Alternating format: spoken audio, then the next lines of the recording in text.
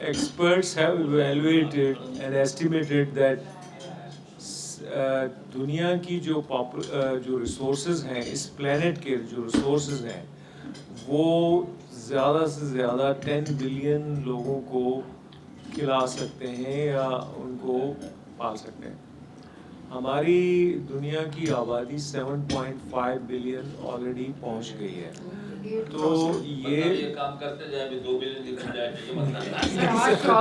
بالکل بالکل یہ مقصد نہیں ہے. لیکن یہ جو ذہن سازی کی جو اتنی بات کی گئی, میں اس سلسلے میں سب سے پہلے یہ کہنا چاہوں گا ذہن سازی پہلے ہم علماء کرام کی کریں یا ان کو, کیونکہ ہمیں جو ریزسٹنس ملتا ہے بیکاز ہمارے ہاسپٹل میں ہر مہینے 250 ڈلیوری ہوتی ہیں اور جس کو پیرنٹ کو میں روزانہ ملتا ہوں اور میں یہی کہتا ہوں کہ جی بچے 2 ہی اچھے, تو اگر جو اس میں ریلیجس لوگ ہوتے ہیں وہ اکڑ جاتے ہیں.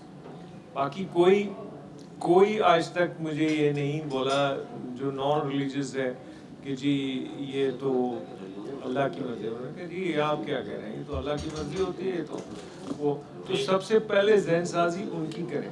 پلس یہ کہ ہمارے میڈیا, سوشل میڈیا میں کوئی ذکر ہوتا ہی نہیں ہے, نہ الیکٹرانک میڈیا میں, نہ آفیشیل سرکاری میڈیا میں, نہ سوشل میڈیا میں.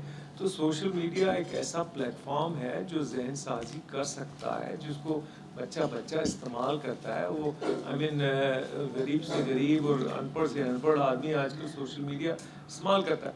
تو اس میڈیا کو ایکسپلائٹ کرنا چاہیے, اس کو استعمال کرنا چاہیے ذہن سازی کے لیے.